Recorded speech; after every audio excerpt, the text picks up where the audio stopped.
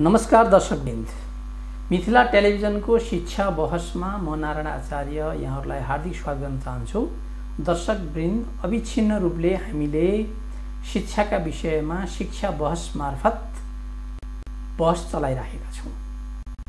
शिक्षा कस्तो हुनुपर्छ, हामी आजको शिक्षाबाट भोलि देश निर्माणमा लागिरहेका छौँ। सबैले गुणस्तरीय शिक्षा भन्ने गरिन्छ। वास्तवमा गुणस्तरीय शिक्षा भनेको के हो, कस्तो शिक्षा अहिलेको 21औं शताब्दीलाई जरुरी छ। शिक्षाका पनि विभिन्न तहहरू छन्। विद्यालय तह अथवा माध्यमिक तह, त्यस पछाडि गएर विश्वविद्यालय तह। शिक्षा जीवनको एउटा अविच्छिन्न श्रृङ्खला हो। जीवनभरि नै हामीले शिक्षा हासिल गरेका हुन्छौँ। त्यसकारण शिक्षाको विषयमा जानकारी राख्नु अत्यन्त जरुरी हुन्छ। खास गरी अहिले कक्षा 10बाट सम्भवतः यही हप्ता झन्डै 5 लाख विद्यार्थीहरू कक्षा 11मा जाँदैछन्। एसईको परीक्षाफल प्रकाशित गरिँदैछ। ती झन्डै 5 लाख विद्यार्थीले 11 कक्षामा भर्ना गर्दा कस्तो विषय छान्ने, कस्तो कलेज छान्ने भन्ने कुरा निकै महत्त्वपूर्ण विषय हो। अभिभावक, विद्यार्थी सबैका लागि अहम चासोको विषय छ। आजको शिक्षा बहसमा हामीले यसलाई विशेष ढङ्गबाट उठान गर्नेछौँ। त्यसैगरी यो माध्यमिक विद्यालयहरूको एउटा सङ्गठन हिसान कोरोना कहरमा के गरिरहेको छ। खालि हामीले प्याप्सन ज्ञान प्याप्सनका कुराहरू सुन्छौँ, निजी विद्यालयका कुरा सुन्छौँ भने यो हिसान भन्ने संस्थाले के गरिरहेको छ, त्यहाँ कस्ता खालका समस्या छन् ती संस्थाहरूको र यसलाई हिसानले कसरी सम्बोधन गरेको छ भन्ने एउटा पक्ष र नेपाल सरकार पाठ्यक्रम विकास केन्द्रबाट कक्षा 11मा खास गरी 1 र 11 कक्षामा यो वर्षबाट नयाँ पाठ्यक्रम लागू गरिँदैछ।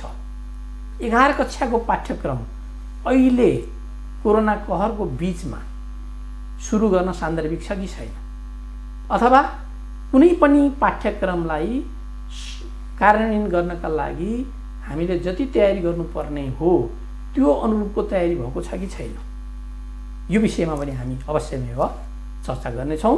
र यी सबै विषयमा चर्चा गर्नका लागि आज हामीसँग निकै लामो शिक्षामा अनुभव हासिल गर्नुभएका विषय विज्ञ, शिक्षाविद, कलेज सञ्चालक, प्राचार्य डाक्टर ऋषि प्रसाद तिवारी हुनुहुन्छ। झन्डै 3 दशकबाट अहोरात्र शिक्षा क्षेत्रमा खट्नुभएका ऋषि प्रसाद तिवारीको यो क्षेत्रमा विशेष पहिचान छ। उहाँ हिसान केन्द्रीय समितिका सचिव पनि हुनुहुन्छ, पिनाकल कलेजका प्रिन्सिपल पनि हुनुहुन्छ र विश्वविद्यालयदेखि पहिलाको उच्च माध्यमिक शिक्षा परिषद एचएससीबी अहिलेको राष्ट्रिय परीक्षा बोर्डमा पनि विषय विज्ञका रूपमा उहाँले कन्सल्टेन्सी सर्भिस दिइराख्नु भएको छ। ऋषि सर, यहाँलाई शिक्षा बहसमा म हार्दिक स्वागत। नमस्कार। आराम हुनुहुन्छ? ठिक छ। अब सरको विज्ञता, सरको अनुभव आज हामीले हाम्रा दर्शकहरू, हाम्रा अभिभावकहरू र विद्यार्थीसँग शिक्षा बहस मार्फत सेयर गर्न चाहन्छौँ। कोरोना कहरका कारण विद्यालयहरू, निजी, खास गरी निजी क्षेत्रका विद्यालयहरू निकै प्रभावित भए। तल्लो लेभलको का लागि ज्ञान प्याप्सनले पहल गरेको निकै समाचारहरू आए। अनि हिसानले हेर्न पर्ने क्षेत्रमा हिसानको कस्तो भूमिका रह्यो? अब यस्तो हो, यो हिसान अलिकति मैले क्लियर गराउँ सरलाई।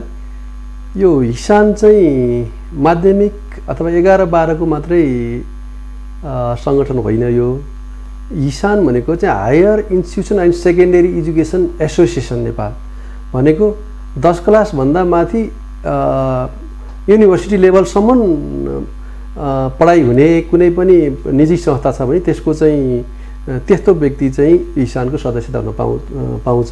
त्यसले गर्दा यो चाहिँ हायर एजुकेसनको एउटा प्राइभेट इन्स्टिट्युसनको चाहिँ एउटा अर्गनाइजेसन हो। अब तपाईँले भनिहाल्नुभयो कोरोनाले सबभन्दा असर पारेको क्षेत्र भनेको नै शिक्षा हो।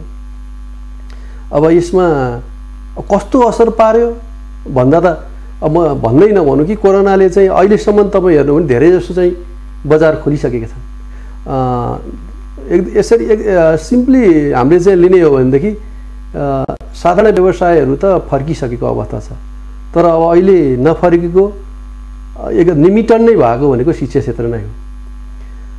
त्यसमा पनि अब हिसान चाहिँ हामीले मैले पहिले नै भनिसकेँ 10 क्लासभन्दा माथिको चाहिँ के अरे यो शिक्षाहरू सम्बन्धी ज्ञान गराउने अथवा शिक्षा दिने संस्था के अरे यो निजी संस्थाको सङ्गठन भएको कारणले गर्दाखेरि हामीले 11-12 को चाहिँ करिब कोर्स त सकिसकेको जस्तै थियौँ। अनि हामी कोरोना कहरको चाहिँ उसमा फस्यौँ र कोर्स नै भन्नुपर्दा त हामीले सकिसकेको हो, त्यति समस्या भएन। तर अरू आर्थिक क्षेत्र भयो, यसको चाहिँ अब नेक्स्ट सेसनको लागि कसरी तयारी गर्ने भन्ने थियो, यी कुराहरूलाई चाहिँ सबै असर पार्यो। अब यसमा हिसानले समाजमा चाहिँ कोरोनाको जुन महामारीलाई भनेको महामारीसँग लड्नको लागि के कस्तो सहयोग गर्यो अथवा त्यसमा पार्टिसिपेट भयो कि भएन भन्ने कुरो सरले गर्नुभएको मलाई जस्तो लाग्छ। र हामीले त्यो बेला पनि भनिसकेका थियौँ कि हिसानका सबै देशभरिका सम्पूर्ण कलेजहरू सरकारले आवश्यक पर्यो भनेदेखि त्यस्तो पेन्डेमिकमा चाहिँ सिचुएसनमा हामी चाहिँ क्वारेन्टाइनको रूपमा अथवा अरू कुनै रूपमा राख्नु पर्दाखेरि नै हामी चाहिँ दिन्छौँ भनेर तपाईँले त्यो न्युज नै आइसकेको थियो।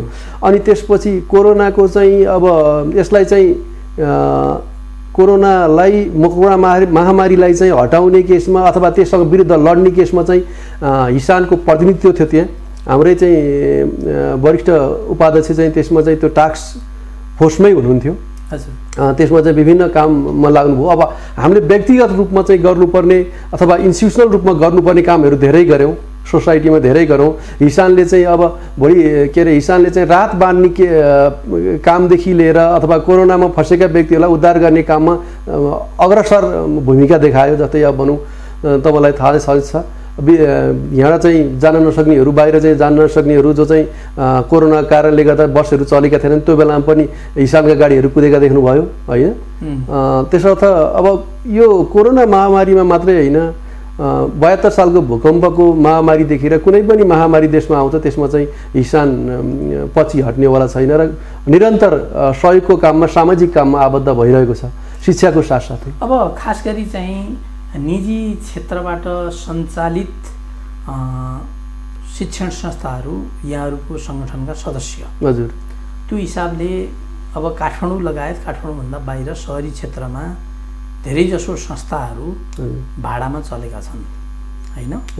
अनि त्यसै गरी शिक्षकको तलब भत्ताको कुरा भयो, माथिल्लो तह भनेपछि वेतन पनि अलिकति बढी नै हुने भयो। अनि यो कुरामा त यहाँहरूले चाहिँ नि सरकारले सफ्ट लोन दिने आदि इत्यादि व्यवस्थाहरू त गराउन सक्नु भएन नि त। यसमा हामीले अनुरोध गरेको हो, सरकारले भनेको पनि हो, हामी तपाईँ कुरालाई एड्रेस गर्छौँ भने पनि हो। र तपाईँको आर्थिक क्षेत्र त अब यो हिसानका कलेजहरू कति समस्या छ भने तपाईँले हेर्नु भनेदेखि तपाईँलाई प्रायः जस्तो सबै भाडामा चलेका संस्था, अनि धेरैभन्दा धेरै स्यालेरी रूपमा पेमेन्ट गर्ने संस्था पनि हिसानै हो। तपाईँले हेर्नु भनेदेखि 5-4 महिना चाहिँ त्यसरी यो महामारीमा चाहिँ लकडाउनमा बस्नु पर्दाखेरि हामीले के अरे घरबाल तिर्न पर्दैन भन्ने कुरो भएन, घरबाल तिर्नै पर्यो। अनि त्यसपछि गएर हाम्रा शिक्षा कर्मचारीहरूलाई रिटर्न गर्नुपर्ने अवस्था छ। त्यस्तो अवस्थामा पनि अब हामीले सबै दिन नसक्दाखेरि उनीहरूको नि स्यालेरी कुरालाई हामी दिँदै दिँदैनौँ भनेर हामी भन्न नि भनेनौँ। र यो समस्या समाधान गर्नको लागि हामीले आर्थिक प्याकेज भनेर राज्यले पैसै दिनुपर्छ, हिसानलाई पैसै दिनुपर्छ भनेर हामीले मागेका थियौँ। हामीले के भनेको थियौँ भनेदेखि सरले भन्नुभयो नि सफ्ट लोन कमसेकम 1 वर्ष चाहिँ थोरै पर्सेन्ट ब्याजमा चाहिँ यदि बैङ्कहरूले चाहिँ लोन उपलब्ध गराइदियो भनेदेखि सस्टेन गर्न सजिलो हुन्थ्यो त्यसमा, किनभने 1 वर्ष त टाइम पाइन्थ्यो नि। अब तपाईँको हेर्नु हो भनेदेखि चैतको फर्स्ट विकबाट चाहिँ लकडाउन भयो।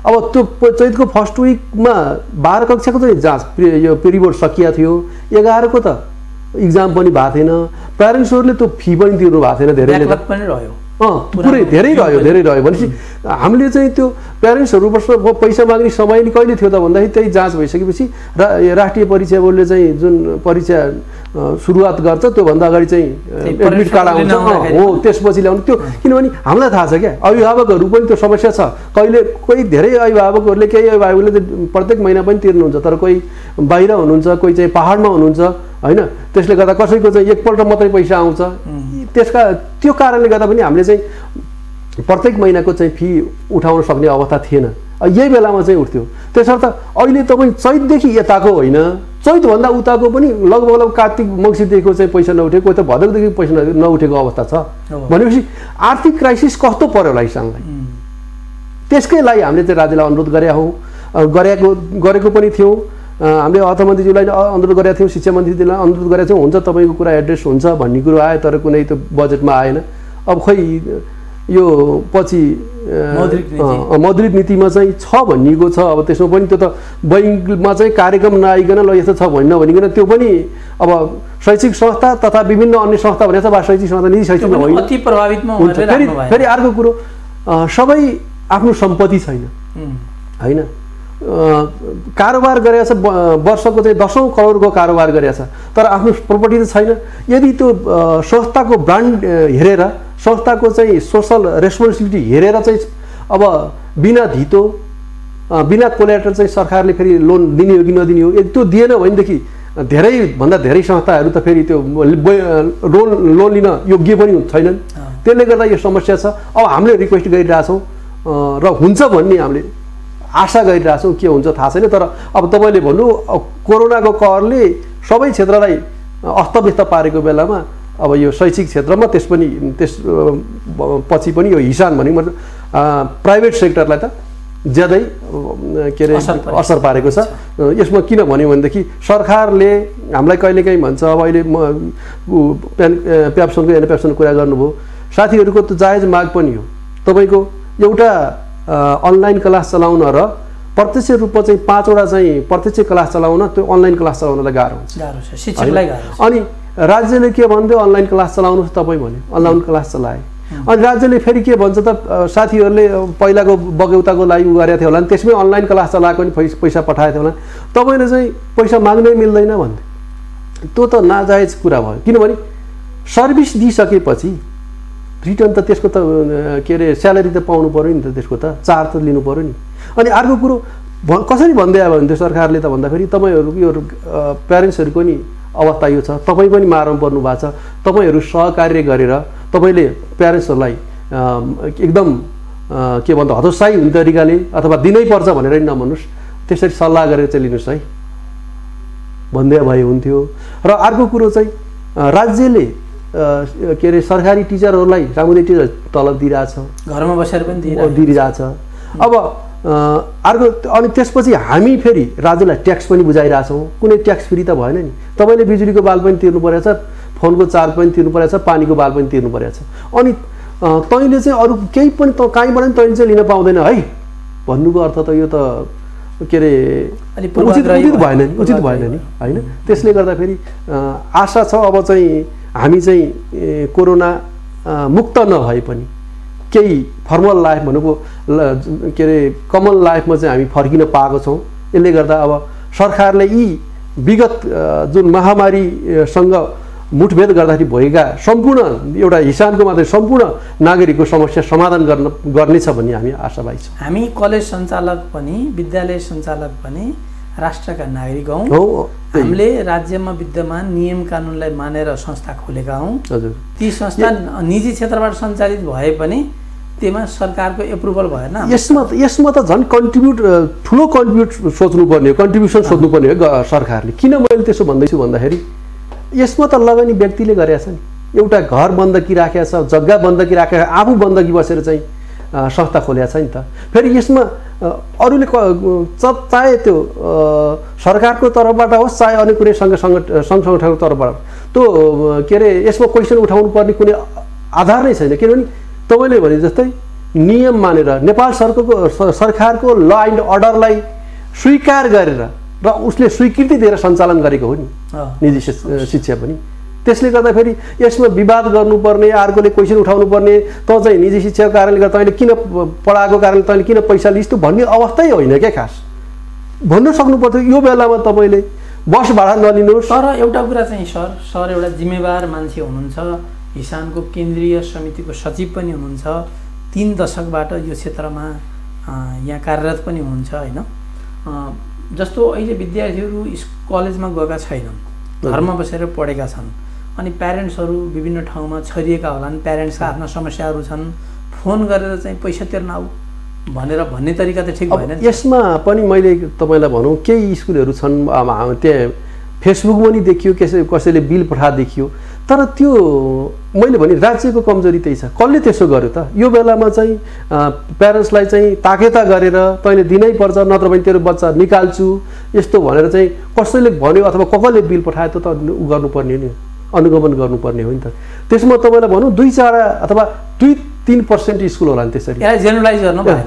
जनरलाइज गर्दाखेरि भनेपछि 97-95 त भिक्टिमाइज नै छन्, सबै भिक्टिम भएर बसेका छन् नि। त्यसर्थ कसैले गल्ती गर्छ भनेदेखि त्यसलाई कारबाही गर्नुपर्छ, हामी पनि कारबाही गर्छौँ, किन यो हाम्रो सङ्गठनको जिम्मेवारी पनि हो। म अब के चाहिँ होइन भनेदेखि तैँले के अरे प्राइभेट संस्थाले शैक्षिक संस्थाले त अनलाइन क्लास पनि लिए, विद्यार्थीलाई पनि पढा, तैँले त्यो पैसा चाहिँ कति पनि लिनु। एउटा कुरो के हो भने एकाडेमिक सेसनको पैसा लिनु। अब मानौँ ल एउटा इक्जाम्पल लिउँ, 14 महिनामा जाँच हो, 18 महिनामा जाँच हो अरे, 18 महिनाको पैसा त हामी लिँदैन, 12 महिनाको पैसा लिनु। त्यो भन्दा पनि हेरे अर्को कुरो चाहिँ तपाईँले के हो भनेदेखि हिसानको कुरा चाहिँ के हो भने अथवा +2 को चाहिँ कुरा कि 11-12 को चाहिँ के हो भने त्यसको स्कुलको लेभलको भन्दा त छुट्टै छ। किनभने मैले अघि नै भने फागुनको अन्तिमसम्म चाहिँ कोर्स सकिसकेका छन्, 12 कक्षा सकिसकेका छन्, 11 को पनि जाँच मात्रै बाँकी हो।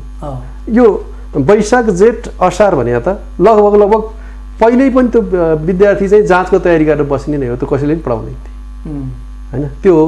अब तैपनि यो अवस्थामा हामीले राज्यलाई नि सहयोग गर्नुपर्छ। अभिभावक भनेको चाहिँ हाम्रो चाहिँ के हो एकदम नजिकको स्टेक होल्डर हुन् र उहाँको समस्या नि बुझ्नुपर्छ। जस भदौको 15बाट पनि पठन पाठन सुरु हुने अवस्था रह्यो भने 11 र 12 कक्षाका विद्यार्थीहरू त्यति बढी प्रभावित हुँदैन।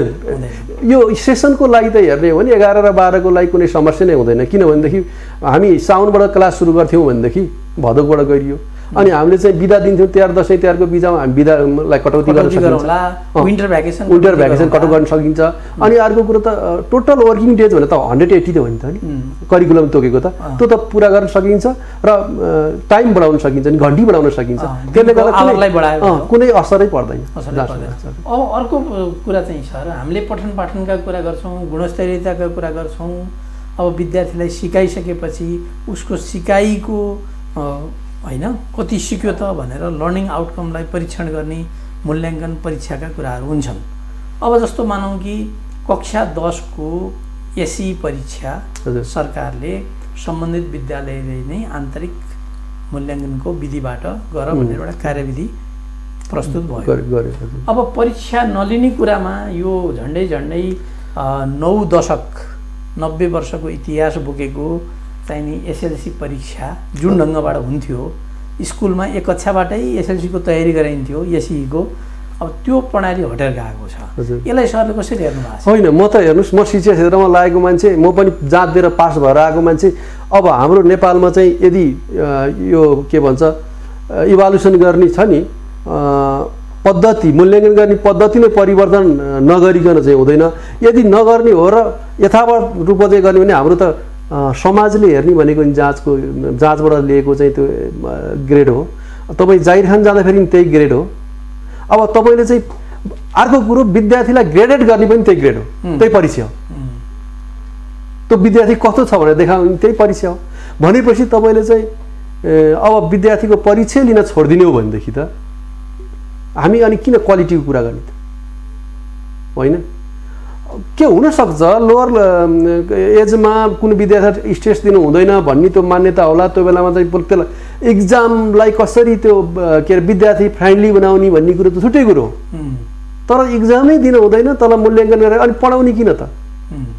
अब 2 वर्ष 3 वर्ष अगाडि चाहिँ एउटा व्यक्तिले चाहिँ इक्जाममा चिट चोर्यो भने त्यसलाई चाहिँ थुन्ने किन त त्यसो भए होइन त्यसो त यो कस्तो सिस्टम कसरी चेन्ज हुन्छ यही कुरो चाहिँ बडो गजब छ क्या तर विरोध कहीँबाट पनि आएन होइन हामी त विरोध गरेका छौँ हिसाबले त अब अहिलेको अवस्थामा यो अहिलेको सन्दर्भमा हामीले भनेनौँ किनभने अहिलेको सन्दर्भ नै त्यस्तै छ यो विशेष परिस्थिति भयो विशेष परिस्थिति भएको कारणले गर्दाखेरि पनि एसई पनि आन्तरिक मूल्याङ्कन अब +2 को 11 कक्षा पनि आन्तरिक मूल्याङ्कन भनिएको छ होइन त्यसमा हामी त +2 को 11 आन्तरिक मूल्याङ्कन भने हामी बकाइदा साथ हामी होम सेन्टर राखेर जाँच लिएर मात्रै विद्यार्थीको मार्क्स पठाउँछौँ हामी है त्यसले गर्दाखेरि यो अहिलेको परिस्थितिलाई यो वर्षलाई हामीले केही बोलेनौँ तर आगामी वर्षहरूमा आउँदो वर्षमा चाहिँ हामी यही सिस्टममा जानुपर्छ भने हामी त्यसको विरुद्धमा छौँ हामी यसलाई सपोर्ट गर्दैनौँ परीक्षा लिनैपर्छ विद्यार्थीको क्वालिटी चेक गर्ने परीक्षा नै हो जसले जेसुकै भन्यो त्यसमा त स्वाभाविक हो नि यहाँहरू शिक्षा क्षेत्रमा लागेको यत्रो वर्ष भयो शिक्षाको क्वालिटी दिने आज पढाएका विद्यार्थीहरूले भोलि गएर देश विदेशका चाहिँ नि मुख्य ठाउँहरू कब्जा गर्न सकुन् होइन पास आउट स्टुडेन्टहरूको पर्फर्मेन्स कस्तो रहन्छ भन्ने कुरामा त हामी सधैँ चिन्तित हुनु पर्छ तपाईँलाई थाहा छ अहिले मैले धेरै विद्यार्थीसँग चाहिँ जुन एसई दिने विद्यार्थीसँग चाहिँ मैले सम्पर्क गर्दा मेरो सम्पर्कमा आउँदाखेरि धेरै कुरा भयो कि राम्रो विद्यार्थी त त्यो डिप्रेस भयो क्या परीक्षा दिन नपाउँदा त्यस्तो हुँदो रहेछ भनेपछि त्यो परीक्षाले मलाई ग्रेड गर्छ अथवा परीक्षाले मेरो चाहिँ क्वालिटी देखाउँछ भने त होइन त त्यसले गर्दा परीक्षा लिनु हुँदैन भन्ने मान्यतामा चाहिँ हामी छँदै छैनौँ परीक्षा लिनुपर्छ 10 क्लासको पनि लिनुपर्छ 11 कक्षाको पनि लिनुपर्छ 12 कक्षाको पनि लिनुपर्छ यदि संविधानले चाहिँ 11 कक्षा परीक्षा नलिने भनेको छ अथवा कसलाई दिने छ कसलाई दिउँ न हामी कुनै एउटा संविधान तयार पार्नु न राम्रो काम गर्नलाई संविधानले छेक्छ र भने अहिले तपाईँले चाहिँ अहिले एसई को जाँच चाहिँ आन्तरिक मूल्याङ्कनमा दिने संविधानमा लेखिएको थियो त परिस्थिति जन्ने कुरा भयो त्यसले गर्दाखेरि परीक्षा जस्तो कुरालाई चाहिँ हामी के अरे लिनु हुँदैन भनेर कहिल्यै पनि भन्दैनौँ हामी त्यसको विरुद्धमा त्यसलाई लिनैपर्छ भोलि असल नागरिक बनाउने पर्फेक्ट पिपुल समाजको चाहिँ एउटा के भन्छ गुड सिटिजन भनौँ राम्रो सिटिजन परीक्षाले निर्धारण गरेकै हुन्छ किनभने तपाईँ परीक्षामा ग्रेडेड भएर आउने हो त्यो किन हाम्रो अहिलेको के भन्छ मूल्याङ्कन पद्धति त्यो छ क्या कि मूल्याङ्कन पद्धति तपाईँको 1 क्लासदेखि चाहिँ तपाईँको स्कुलमा बिहान गएदेखि बेलुकासम्मको त्यसलाई चाहिँ रेकर्ड राख्नु पर्यो होइन 1 वर्षको रेकर्ड राख्नु पर्यो त्यो पनि छैनौँ हामीले विधि निर्माण गर्न पर्यो नि त भरपर्दो विधि निर्माण गर्नु त्यसले गर्दाखेरि विश्वसनीय हुनु पर्यो समाजले नि के हेर्छ समाजले तपाईँलाई तिम्रो कति ग्रेड आयो तिम्रो चाहिँ के कुन आयो A+ आयो कति ग्रेड ल्यायो तिमीले फोलेर आयो ओहो भनेर बधाई दिएको अवस्था छ नि त त्यसले गर्दाखेरि परीक्षालाई चाहिँ माइनस गर्न सकिँदैन र गर्नै पर्छ हाम्रो मान्यता अब आफूले चाहिँ डाडुपन्यु आफ्नो हातमा पाएपछि अब विद्यालयहरू अनि यससँग सम्बन्धित सबै हिसान प्याप्सन एनप्याप्सनहरू सबैले एकबद्धता जनाए जस्तो आम जनमानस होइन हिसानले गरेकै छैन यसमा चाहिँ अब बस भर्खर चल्दैछ तपाईँको त यो म त के भन्छु भने अहिले चाहिँ भर्खरै चाहिँ त 11 कक्षाको नि जाँच चाहिँ कलेजले लिने रे जाँच कलेज इक्जाम कलेजले लिएर अनि त्यसपछि त्यसको मार्क्स चाहिँ पठाउनु पर्ने बोर्डमा अनि त्यो मार्क्स पठाएर पनि त्यो राष्ट्रिय परीक्षा बोर्डले त्यसलाई सर्टिफाइड चाहिँ नगर्ने रे सर्टिफाइड चाहिँ स्कुलले गर्ने त्यसको औचित्य के भयो भोलि चाहिँ तपाईँ 12 को मात्रै ट्रान्सक्रिप्ट चाहिँ यदि राष्ट्रिय परीक्षा बोर्डले दिने भने त्यो त्यसले समकक्षता पाउला त उसो भए 11 को किन क्रेडिट आवर चाहिँ त्यहाँ देखाउनु पर्यो त्यसो भए होइन हामी यो के आफैलाई चाहिँ के आफैले बनाएको नियम छ नि आफैले खण्डन गर्दैछौँ जस्तै 11 र 12 को चाहिँ विषय दुईटा पहिला चाहिँ फुल मार्क्समा हुँदाखेरि 1000+ चाहिँ के हुन्थ्यो त फुल मार्क्स हुन्थ्यो अब त्यसलाई क्रेडिट आवरमा लगिया छ अहिले क्रेडिट आवरमा लाँदाखेरि चाहिँ 12 को मात्रै क्रेडिट आवरले पुग्ने हो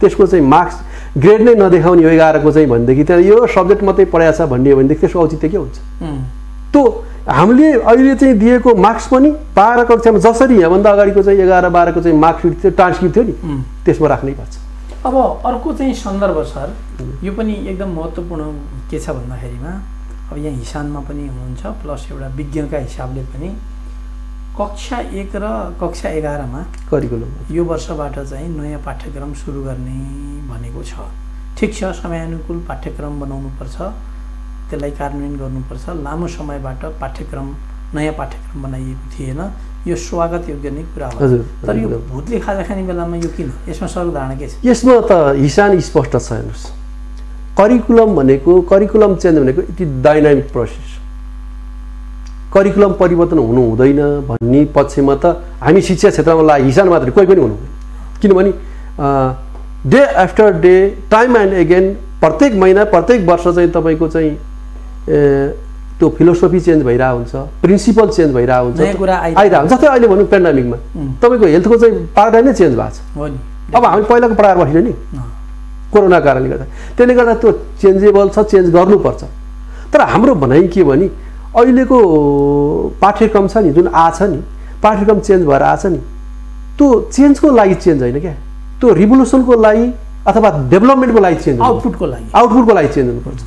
अहिले तपाईँको चाहिँ 11 र 12 को चाहिँ अहिलेको 11 र 12 को जुन करिकुलम जुन चेन्ज भएर आएको छ नि, तपाईँले हेर्नु भने त्योभन्दा राम्रो मैले भने त पहिलाको करिकुलम छ। त्यहाँ कन्टेन्ट मात्रै चेन्ज गरे भयो हुन्थ्यो। अहिले त कन्टेन्ट चेन्ज होइन कि, अहिले कोर्स चेन्ज होइन, अहिले स्ट्रक्चर चेन्ज छ। स्ट्रक्चर चेन्ज भइसकिसकेपछि त्यसमा यो करिकुलम पहिला बनाउँदैमा चाहिँ बहुत धेरै तरिकाले चाहिँ बहसमा ल्याउनु पर्थ्यो। त्यसमा तपाईँ जस्तो पत्रकार, शिक्षाविद, अभिभावक पनि त्यसमा जिम्मेवारी छ, सोसाइटी सबै स्टेक होल्डर चाहिँ त्यहाँ बसमा ल्याउनु पर्छ। यो त स्ट्रक्चर चेन्ज हो, करिकुलम चेन्ज होइन। हामीले त्यही भने हौ होइन, हामीले यसमा चाहिँ विवाद गर्नुपर्ने कुरै थिएन, तर कन्टेन्टहरू पनि हाम्रो धेरै कुरा कन्टेन्टमा चाहिँ हाम्रो चाहिँ अब्जेक्सन छ। यसमा मैले तपाईँलाई उल्लेख भनौँ, जस्तै एउटा इक्जाम्पल ल्याउँ, अहिले विद्यार्थीले चाहिँ इकोनोमिक्स र मार्केटिङ लिन पाउँथ्यो। अब त्यो इकोनोमिक्स र मार्केटिङ दुईटा ग्रुपमा राखेको छ, इकोनोमिक्स र मार्केटिङ एउटै ग्रुपमा राखेको छ, इकोनोमिक्स लिने व्यक्तिले मार्केटिङ लिन पाउँदैन। अब पहिलाको भन्दा राम्रो भयो कि नराम्रो भयो त, यही क्वेसन गर्नु मैले। अब साइन्स पढ्ने विद्यार्थीले म्याथमेटिक्स पढ्न नपढ्ने हुने भइरहेको छ। यदि पढ्नै पऱ्यो भने एक्स्ट्रा अप्सनल क्या, थप ऐच्छिक, ऐच्छिक होइन, ऐच्छिक त सबै ऐच्छिक तिनवटा बाहेक थप ऐच्छिक बनाएको छ। थप ऐच्छिक विषयको यहाँहरू जस्तो विषय विज्ञान शिक्षा क्षेत्रमा छलफल भएन। यसमा अब छलफल बहुत के अरे जुन हुनुपर्ने थियो त्यो भएन होइन। त्यसो अनि एउटा कुरा नि सर, यस होइन, हामी 30-35 वर्षबाट शिक्षा क्षेत्रमा आबद्ध छौँ। सुटुक्क चाहिँ यो करिकुलम, यही त हाम्रो विडम्बना छ त। तपाईँलाई यो करिकुलम भने त जनताको लागि हो, यो समाजको लागि हो, समाज परिवर्तन गर्ने शिक्षा होइन। त्यो लुकाउनु पर्ने कारण के थियो? म यही भन्दैछु। 11 र 12 को चाहिँ तपाईँ हेर्नु भने राष्ट्रिय परीक्षा बोर्डमा 59 देखि अहिलेसम्म चाहिँ तपाईँको चाहिँ 75 चाहिँ सब्जेक्ट कमिटी छ। कमसेकम त्यो 11 12 को करिकुलमलाई पिपुलले एक्सेप्ट गरे त हो नि। कसैले मानुस् नमानुस्, त्योभन्दा अगाडि चाहिँ इन्डियामा पढ्न कति जान्थे, बाहिरी देशमा पढ्न कति जान्थे। जब 11 र 12 आइसकेपछि यहाँ पैसा तिर्ने व्यक्तिहरू पनि यहीँ पढ्न थाले, धेरै हुने पनि, थोरै हुँदै नहुने व्यक्तिले पनि अवसर पायो, कलेजहरू खुले। भनेपछि शिक्षामा रिभोल्युसन त ल्यायो नि। यसको त केही क्रेडिट छ है भनेर बुझ्नुपर्छ कि पर्दैन? अवश्य। भनेपछि त्यो करिकुलम निर्माण गर्ने विशेष समिति चाहिँ तपाईँको 59 देखि के अरे 46 देखि चाहिँ तपाईँको अहिले 74 सम्म त्यो एचएससिबीमा थियो नि त, उनीहरूको सबै इन्भल्भमेन्ट भयो त। मैले एउटा ओपन सेक्रेसी अलिकति अझै म खोलिदिन्छु। एउटा कुरा नि विडम्बना, कम्युनिस्ट पार्टीको सरकार, झन्डै 2/3 सरकार एकदम।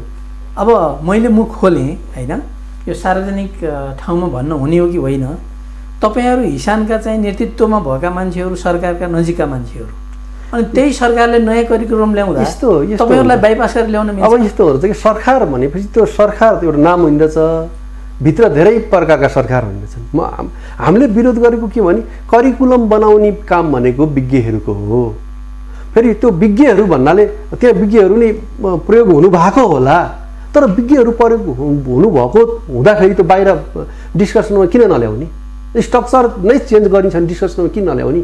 हामी चाहिँ सङ्घीय उसमा चाहिँ प्रणालीमा जाँदैछौँ भने सङ्घीय प्रणालीलाई चाहिँ कस्तो एजुकेसन चाहिन्छ किन नगर्ने होइन? एउटा कुरा चाहिँ सर हामीले के स्वीकार्न पर्यो भने हजुरहरूले सार्वजनिक चाहिने सञ्चारका माध्यमहरू, सोसल मिडियाबाट सो कल तथाकथित विज्ञ भनिने मान्छेहरूले निजी क्षेत्रबाट सञ्चालित शिक्षण संस्थाहरूलाई बन्द गर्ने उचित समय यही हो। भइसक्यो मान्छेले पनि भने विरोध गरेका हामी पनि भनौँ न, हामी पनि त्यही पृष्ठभूमिबाट भनेको समाजवादी पृष्ठभूमिबाटै आएको व्यक्ति हो। हामी कुनै निरङ्कुश व्यक्ति पनि होइनौँ, हामी त्यो संस्कारबाट हुर्किया पनि होइनौँ। तर अहिले एकदम ठुलो ठुलो भाषण गरेर चाहिँ यो भाषण गर्नु मैले अघि नै भने नि कुनै सङ्गठनले कुनै के अरे विज्ञले चाहिँ अर्को विज्ञलाई रिस उठ्यो भन्दैमा निजीलाई गाली गर्नु आवश्यक नै छैन नि किन आवश्यक छैन भन्नुहोस् न त्यो त सरकारको ल एन्ड अर्डरलाई मानेर हामी स्वीकृति के अरे त्यहाँ सञ्चालित छौँ नि त अब गल्ती गऱ्यो भने त सरकारले कारवाही गर्छ नि त तिनीहरू किन ठुलो हुने फेरि अर्को कुरो म त भन्छु हेर्नुहोस् अहिले त्यो शिक्षा क्षेत्रमा लागेका विज्ञ पुरानोदेखि सोकल शिक्षा विज्ञ जहिले पनि शिक्षा नीतिको ड्राफ्ट बनाउने उही नै हुन्छ अनि जहिले पनि त्यो विरोध गर्ने फेरि पहिला विरोध गर्ने उही नै हुन्छ मैले यही भने तपाईँहरू त ड्राफ्ट नै नबनाउनुहोस् बाहिर बस्नुहोस् अनि त्यसपछि विरोध गर्नुहोस् न हामी बनाउँछौँ नि त त्यसो भएदेखि दिनु नि त न्यू जेनेरेसनलाई त्यस्तो यो विडम्बना हो हेर्नुहोस् त्यसैले अहिले करिकुलमको कुरा गर्दैथ्यौँ अहिले करिकुलम भनेको मैले भने यो कोर्स चेन्ज होइन यो स्ट्रक्चर चेन्ज हो स्ट्रक्चर चेन्ज भएपछि बसमा लानु पर्थ्यो बसमा केही लगियो होला केही लग्न सकिएन होला केही त्यहाँ कमेन्ट्सहरू छन् मैले भने सब्जेक्टमै मेरो कमेन्ट छ कतिपय त त्यो कन्टेन्ट हो भने मेरो कमेन्ट छ किनभने कन्टेन्ट्समा मेरो कमेन्ट है फेरि अरूको नहुन नि सक्छ त्यही तर बसमा ल्याइएन नि त्यो मैले अघि नै भने नि पहिला यहाँभन्दा अगाडि पढ्ने विद्यार्थीले जुन सुविधा पाउँथे त्योभन्दा बढी सुविधा फेसिलिटी त पाउनु पऱ्यो नि त अहिले अवश्य फेरि ग्लोबल पर्सपेक्टिभलाई पनि हो अहिले के छ भने 12 कक्षासम्म पढ्ने विद्यार्थीले चाहिँ बाहिरतिर हेर्ने हो भने एउटा विषयमा डिप स्टडी गर्दछ होइन त्यो डिप स्टडी गरेको उसको अलिकति फेरि अलिक सर्फेस नलेज हुन्छ जुन चाहिँ ऊ पछि जान चाहे नि त्यो विषयमा 12मा यति उसले चाहिँ डिप स्टडी गरे हुन्छ नि त्यस्तो किसिमको करिकुलम हुनुपर्ने हो नि त यहाँ यो सरको विचारमा यो अहिले नयाँ जुन करिकुलम बनाइएको छ हजुर यसमा यहाँको तदर्थ यसमा मेरो चाहिँ यसमा के करिकुलम परिवर्तन हुनुपर्छ यो अहिले आएको करिकुलमलाई पुनः एकपल्ट रेक्टिफाइड गर्नै पर्छ अलि ब्रोडर कन्सेप्ट तपाईँको स्टेक होल्डर मैले स्ट्रक्चर चेन्ज भइसकेपछि त्यसको वर्कसप गर्नु पर्दैन अनि टिचर्सहरूलाई ओरिएन्टेसन दिनु पर्दैन पढाउने व्यक्तिहरूलाई ओरिएन्टेसन दिनु पर्दैन अनि पाठ्य पुस्तकहरू चाहिँ एभाइलेबल हुनु परेन नेपालमा करिकुलम दिँदा मात्रै पाउन सक्ने कोही पनि छैन हेर्नुहोस् फेरि यो स्कुल एजुकेसनमा त करिकुलम मात्रै भएर हुनु टेक्स्ट बुक नै हुनुपर्छ टिचरलाई करिकुलम मात्रै भएर भने टेक्स्ट बुक भने तपाईँ इङ्ग्लिस कसरी पढाउनुहुन्छ त्यसले गर्दा अनि टेक्स्ट बुक एभाइलेबल हुनु पर्यो अनि त्यसपछि गएर त्यसलाई चाहिँ कसरी टिचिङ लर्निङ प्रोसेसमा कसरी लाने त्यसको चाहिँ अभिमुखीकरण ट्रेनिङ हुनु पर्यो होइन पहिलो कुरो त त्योभन्दा नि पहिला त हामीले यस्तो करिकुलम ल्याउँदैछौँ है अहिले भएको करिकुलम भन्दा यति राम्रो ल्याउने समाजलाई यस्तो बनाउँछ भने पहिला बजार पूर्वक नि गर्नु पर्यो नि त सर्ट चेन्ज गर्ने हो र करिकुलम राष्ट्र र विश्वको आवश्यकता पहिलो कुरो करिकुलममा एउटा कुरो पहिलो राष्ट्र भोलि चाहिँ अब अहिले नै भनौँ तपाईँको चाहिँ भोलि नेपालमा चाहिँ बेरोजगारको समस्या कस्तो होला होइन आर्थिक मन्दी कस्तो होला त्यसलाई एड्रेस गरेर चाहिँ अहिले करिकुलम बनाउनुपर्छ पहिलो कुरो अनि दोस्रो कुरो चाहिँ नेसनल कन्सेप्ट पनि अनि अर्को चाहिँ सामाजिक परिवेशमा चाहिँ अहिले त्यो समाजमा के कस्ता चाहिँ अनइलिगल कुराहरू चाहिँ बढिरहेछन् त्यसलाई कन्ट्रोल गर्ने सामाजिक परिवेश भनौँ न हामी समाजमा किनभने त्यो पढाइपछि त्यो मान्छे एउटा उत्तम मान्छे नि भन्नु पर्यो राम्रो मान्छे डेभलपमेन्ट पर्सनालिटी डेभलपमेन्ट कम्युनिकेसन यी सबै भनौँ न उसले आफ्नो समाजप्रतिको दायित्व के हो राज्यप्रतिको दायित्व के हो परिवारप्रतिको दायित्व के हो होइन यी कुरा चाहिँ बुझ्ने किसिमको त्यो पनि हुनु पर्यो अनि तेस्रो भनेको इन्टरनेसनल कन्सेप्ट इन्टरनेसनल पर्सपेक्टिभमा चाहिँ के हुन्छ भने तपाईँले बनाएको करिकुलम अनि अन्तर्राष्ट्रियमा पनि अथवा विभिन्न ग्लोबल स्ट्यान्डर्ड पनि हुनु पर्यो त्यहाँ एक्सेप्ट पनि गर्नु पर्यो होइन हामीले यी कुराहरूलाई चाहिँ मध्यनजर बनाएर चाहिँ करिकुलम बनाउनु पर्ने किनभने यो त ह्युज मासले पढ्ने हो नि अहिले नै यो चाहिँ कार्यान्वयन गर्नको लागि हतार हो अहिले अनि त्यसर्थ योलाई एकपल्ट बसमा लिएर आउनु पर्ने छ केही पर्ने पनि हो अहिले फेरि पेन्डेमिक अवस्थामा तपाईँलाई थाहा छ विद्यार्थी चिन्या छैन टिचर्स चिन्या छैन अनि नयाँ करिकुलम चाहिँ पढा भनेर कसरी फेरि अनलाइनमा पढाउने त्यसर्थ हाम्रो अनुरोध के भने यसलाई ट्रायलको रूपमा हुन्छ अथवा स्थगित गरेर हुन्छ यो वृहत बहस गरेर चाहिँ फेरि यसलाई चाहिँ रिभाइज गर्नुपर्ने अवस्था छ त्यसले गर्दा अहिले यो करिकुलम लाएर चाहिँ सक्सेस हुने अवस्था पनि छैन त्यसैले गर्दा फेरि चाहिँ हामीले के अनुरोध गरिरहेको छौँ अहिले नचलाउँ अब अर्को वर्षबाट त्यसलाई चाहिँ केही रेक्टिफाइड गरेर हिसाबले पहल गरे भइगयो नि हजुर त्यो हामीले भनेका छौँ जहाँसम्म लाग्छ के अरे पाठ्यक्रम विभाग र शिक्षा मन्त्रालय अब यो के अरे करिकुलम काउन्सिल होइन यो कुरा बुझ्नुहुनेछ भन्ने हामीलाई लागेको छ। हाम्रो कुरा चाहिँ उहाँले चाहिँ स्वीकार गर्नुहुनेछ भन्ने लागेको छ, किनभने यो कुनै व्यक्तिको लागि होइन, यो सोसाइटीको लागि, यो देशको लागि होइन, यो समाजको लागि हो हामीले भनेको।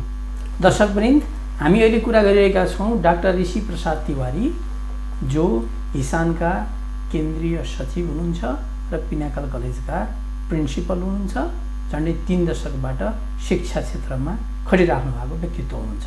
सर, अब म अलिकति यहाँको संस्थाको विषयमा, हामी कार्यक्रमको उत्तरार्धमा छौँ।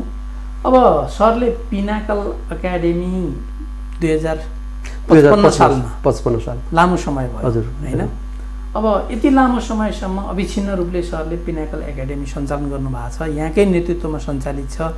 कति कलेज खुले, कति बन्द भए, तैपनि पिनाकल कलेज ललितपुर जिल्लाको एउटा गौरवको रूपमा अगाडि बढिरहेछ यहाँको नेतृत्वमा।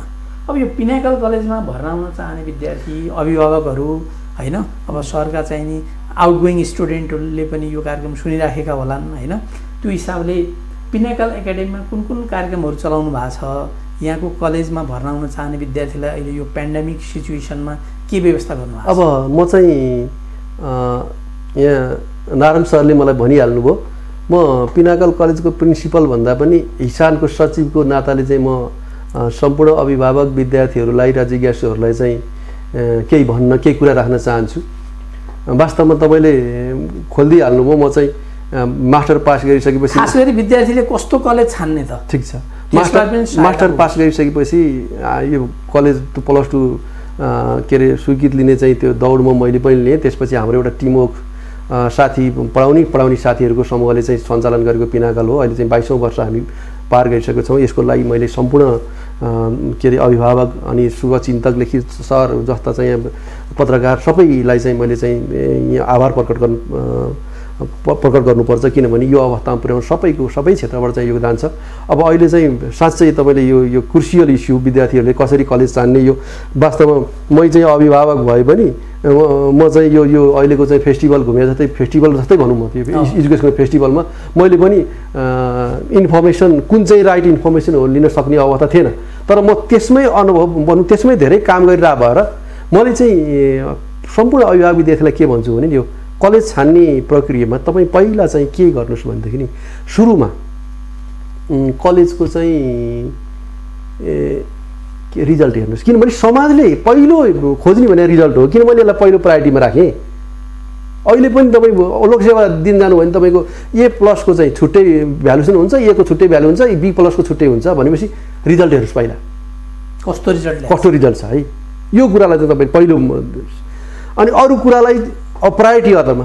त्यसपछि रिजल्ट हेरिसकेपछि अनि त्यसपछि कलेजको चाहिँ फिजिकल इन्भाइरोमेन्ट हेर्नुहोस्। मैले त्यहाँ टिचरलाई किन राखिनँ, रिजल्ट राम्रो भए त्यो टिचर राम्रो हुनुपर्छ है, त्यो दोस्रोमा किन राखिनँ, फिजिकल इन्भाइरोमेन्ट किन भन्यो भने, त्यो वातावरण किन भन्यो भनेदेखि अहिलेको अवस्थामा तपाईँ हाइजेनिक इन्भाइरोमेन्टमा चाहिँ पढ्न पाउनु भएन भनेदेखि, भनेको अध्ययन गर्न पाउनु भएन भनेदेखि त्यो हेल्थ बिग्रिन्छ।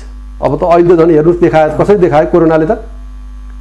अब पुरै के भन्छ यहाँ चाहिँ के अरे भेन्टिलेटर चाहिँ रुम छ भनेदेखि, खुला रुम 3पट्टि झ्याल 2पट्टि झ्याल भएको चाहिँ रुम छ भनेदेखि त्यस्तो अवस्थामा त हाइजेनिक भयो। अहिले कोरोना आयो भने सङ्क्रमण हुने सम्भावना कम हुन्छ, फिजिकल इन्भाइरोमेन्ट। अनि त्यसपछि स्टाफ, फ्याकल्टी, अनि त्यसपछि टिचर्स भन्नुहोस्। थर्ड टिचर्स भनेको कस्तो टिचर्स भनेको प्रोफेसर, डाक्टर, अब यो छ भन्ने होइन, कस्तो टिचरले पढाउँछ त्यो कुरो चाहिँ हेर्ने हो क्या। मैले प्राडा पनि राम्रो हुन्छ, अब यङ इनर्जेटिक टिचर पनि राम्रो भएको हुन्छ, तर अहिलेको आइटी बुझेको यङ इनर्जेटिक टिचर छ कि छैन त्यहाँ? भिजनरी टिचर जुन विद्यार्थीलाई चाहिँ डाइनामिक, विद्यार्थीलाई चाहिँ इन्टरेक्सन गर्ने, विद्यार्थीको कुरालाई चाहिँ बुझिदिने होइन, विद्यार्थी टिचरसँग नडराओस्, जेनेरेसन ग्याप पनि नहोस्, हो त्यस्तो टिचर्स, त्यो टिचर्सको टिम चाहिँ। अनि त्यसपछि अर्को मैले भने फिजिकल फेसिलिटी अथवा एकाडेमिक फेसिलिटी भनौँ, लाइब्रेरी, ल्याब भयो, क्लासरुम त भनिसकिहालेँ। अनि त्यसपछि गएर चाहिँ अब अहिलेको जमानामा चाहिँ त्यस्तो नभयो भनेदेखि त विद्यार्थी त भोलि त हायर एजुकेसनमा त्यसलाई गाह्रो पर्छ। त्यसको एक्स्ट्रा करिकुलर मैले त अहिले त के भनेको छु नि, हामी सबै समाजले हामीलाई गाली किन गर्यो त भन्दाखेरि तिमीहरूले ब्रोइलर व्यक्ति उत्पादन गर्यौ, घोकन्थे, तिम्रो सर्टिफिकेट त राम्रो छ तर स्किल केही छैन। हो, त्यो संस्थाले अहिले चाहिँ सिप र शिक्षा सँगसँगै दिएको छ कि छैन, स्किल्ड हो स्किल र सर्टिफिकेट, ग्रेडको सर्टिफिकेट अनि उसको लाइफको ग्रेड, त्यो भनेको स्किल हो। तपाईँ भोलि +2 पास गरेर गयो अनि एकाउन्ट कमर्सले त +2 पास गरेर गयो अनि के अरे अनि के भन्छ कम्प्युटर इन्जिनियर कम्प्युटर पढ्यो 11, 12 दुईटामा अनि गएर चाहिँ इन्स्टिट्युटमा गएर चाहिँ 3 महिना पढेकोले चाहिँ त्यो कम्प्युटर त्यसलाई सिकाउनु पऱ्यो भनेदेखि त्यो के स्किल? अनि म्यानेजमेन्ट पढेर गएको छ बैङ्कमा चाहिँ खाता खोल्न आउँदैन भनेदेखि त्यो के स्किल? भोलि त त्यो जारी खानुपर्छ। त्यो स्किलमा मैले के भन्छु, कम्युनिकेसन स्किल, लिडरसिप, अनि त्यसपछि गएर चाहिँ प्रोफेसनल स्किल। जस्तै म चाहिँ बिजनेस स्टडी लिएर पढेको छु, भोलि मेरो मार्केट कहाँ हो? बैंकिङ सेक्टर, इन्सुरेन्स, अनि के अरे कमर्सियल मार्केट, कर्पोरेट सेक्टर हो। त्यसको नलेज मलाई छ कि छैन त? त्यो करिकुलम बाहिरको नलेज दिनु पर्यो होइन। म चाहिँ कम्प्युटर पढेको छु, कहाँ कम्प्युटर पढेको मान्छेले चाहिँ करिकुलमको त्यो प्र्याक्टिकल जसले पनि गरिरहेको हुन्छ नि, त्यो होइन नि त। प्र्याक्टिकल लाइफमा पर्ने, जस्तै डिजाइनिङ कोर्स छ कि छैन त्यसमा? भोलि बजारमा चाहिँ गएर उसले 2 वर्ष कम्प्युटर पढ्यो अनि त्यसपछि गएर चाहिँ 3 महिना चाहिँ तपाईँ डिजाइनिङ कोर्स सिक्नु पऱ्यो भनेदेखि त्यो जस्तो चाहिँ नराम्रो के हुन्छ? हो, मैले भने त्यही भने। अनि अर्को कुरो आचरण। जस्तै अहिले हामीले मेरो जिम्मेवारी के हो, मेरो परिवारप्रतिको जिम्मेवारी के हो, मेरो भाइप्रतिको मेरो जिम्मेवारी संस्कार अनुशासन समाजप्रतिको मेरो जिम्मेवारी के हो भन्ने कुरो पनि बुझाउनु पर्यो। त्यसको साथसाथै हेल्थ हाइजिन त मैले भनिहालेँ। यसलाई मैले सबै के फिजिकल इन्भाइरोमेन्ट। अब यति हुँदाहुँदै पनि अब मैले अर्को कुरा चाहिँ मैले भने यो त तपाईँलाई गाह्रो छ भने तपाईँले नि भन्नुहुन्छ, मैले नि भन्छु होला। गएर अर्को कलेजमा गयो भने त्यो फाउन्डरले नि भन्छ, त्यहाँको टिचरले नि भन्छ।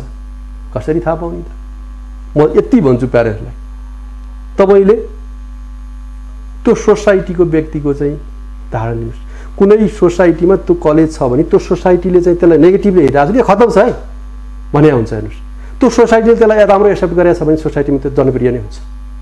अब सोसाइटीको तपाईँले कसलाई बुझ्ने त्यो गाह्रो पऱ्यो भनेदेखि, स्टेक होल्डरलाई तपाईँले बुझ्न सक्नु भएन भनेदेखि त्यो पहिला पढेका छन् नि त्यहाँबाट चाहिँ आउटगोइङ स्टुडेन्ट